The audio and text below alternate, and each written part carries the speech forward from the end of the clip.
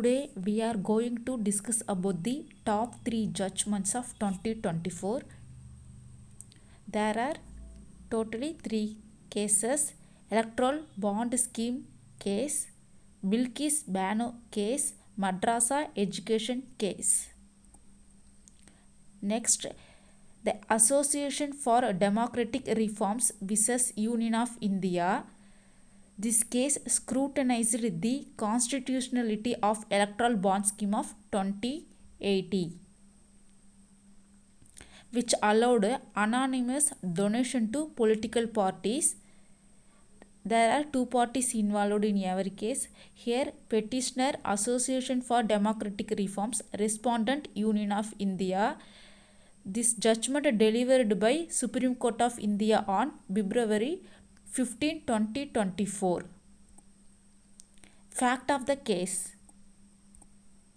Electoral bond scheme was introduced by the government to promote transparent political funding. The scheme permitted anonymous donation, raising concern about potential for undisclosed foreign influence and corruption.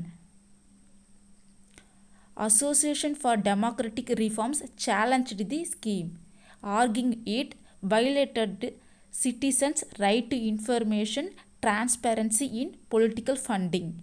Next, critics argued that this undermined the principle of free and fair elections by enabling anonymous financial flow. Next, what are the key legal issues and arguments? Let's see. Key legal issues: does electoral bond scheme violate the right to information under Article 19, Class 1, Subclass A of Indian Constitution? Does it undermine electoral transparency and promote corruption? Petitioner arguments regarding it: this scheme anonymity foster corruption and foreign influence on Indian elections. It infringes upon citizen right to know the funding sources of political parties. Respondents' counter argument is it aims to reduce black money in politics by formalizing donation. Anonymity protect donors from political retribution. Final judgment and impact by Supreme Court. Supreme Court declared the electoral bond scheme is unconstitutional, citing violations of the right to information and potential for corruption. Also, it emphasized the need for transparency in political funding to uphold democratic principles. And the court emphasized that democracy thrives on transparency and accountability, which the scheme undermined by allowing anonymous donations, and then mandated political party to disclose all details of received donations through electoral bonds, including the identity of donors, to the Election Commission. Next point: directed Election Commission to make this information public to ensure citizens are informed voters. This judgment sets a precedent for upholding transparency in electoral process along with the global based democratic accountability. That's it. Next, move to next case. Bilkis Bano case. This case involved Supreme Court decision to withdraw the remission granted to the convicts Bilkis Bano case, significant ruling addressing the issue of justice and victim rights. Parties involved: petitioner side Bilkis Yaqub Bano, respondent Union of India. Date of judgment 8 January 2024, delivered by Supreme Court of India. Fact of the case: he was a victim of gang rape during the 2002 Gujarat riots, and several members of her family were killed. In 2008, 11 individuals were convicted for the crimes against her, and sentenced to life imprisonment. 2002, this convicts granted remission and released, leading to public outcry and legal challenges. So, Bilkis Bano filed a petition challenging the remission, arguing it was unjust and violated her rights as a victim. What are the key legal issue and arguments? Was the remission granted in accordance with the legal procedure guidelines?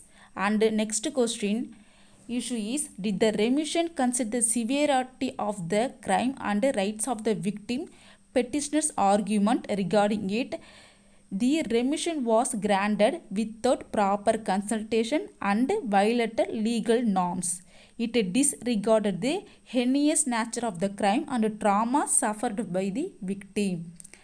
Respondent counter arguments as to it. Remission was granted following due process and based on convict's good behavior.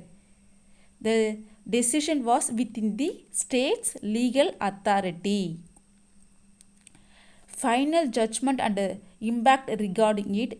Supreme Court ruled that remission granted to the convicts in the Bilkis Bano case was invalid and it did not adhere to or follow to the proper legal procedure.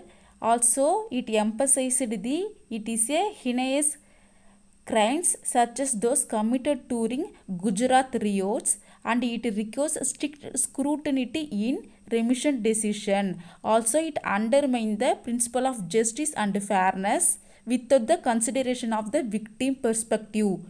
Also, it criticizes the arbitrary use of remission powers by the state government. Also, it set a strong precedent for handling remission case, especially in a heinous crimes like rape and murder. Also, it underscored the Indian commitment to addressing gender-based violence and ensuring accountability of such crimes. Then move to next slide. Third case of important judgment, Madrasa education case, State of Uttar Pradesh and Madrasa Education Board. This case involved a Supreme Court decision to overturn the Allahabad High Court ban on Islamic schools or madrasas in Uttar Pradesh. This judgment delivered by Supreme Court of India on 5th November 2024. The fact of the case, in March 2024, Allahabad High Court invalidated the Madrasas Act and effectively banning approximately 25,000 madrasas in Uttar Pradesh. Also, High Court held that Madrasas Act violated the principle of secularism. It directed students to enroll in conventional school. This decision impacted around 2.7 million students and 10,000 teachers associated with these.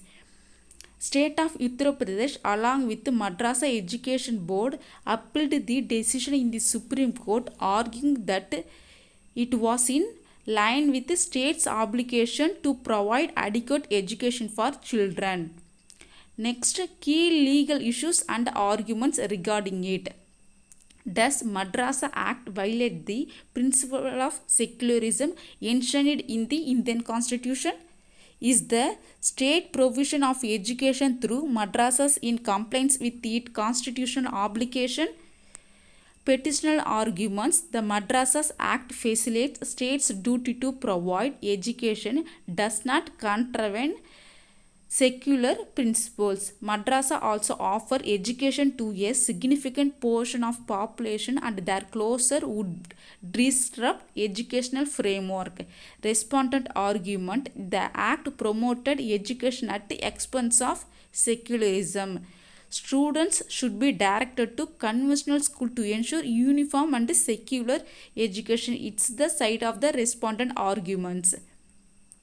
Final judgment and impact. Supreme Court overturned the Allahabad High Court decision reinstating the validity of Madras Act. Court emphasized the act aligned with the state's obligation to provide adequate education for children does not violate secular principles. It highlighted the madrasas play a crucial role in educational landscape, especially for minority community. The judgment allow approximately 25,000 madrasas to continue operating, positively impacting 2.7 million students and 10,000 students. Thanks for watching this video. The conclusion regarding it, electoral bond case enhanced transparency, Bilkis Bano case upheld victims' right and justice, Madras education case reinforced educational diversity and minority rights.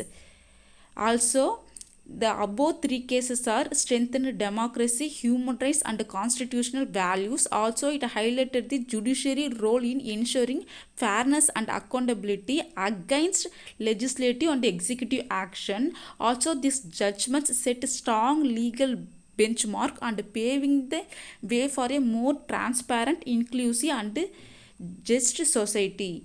Thanks for watching this video.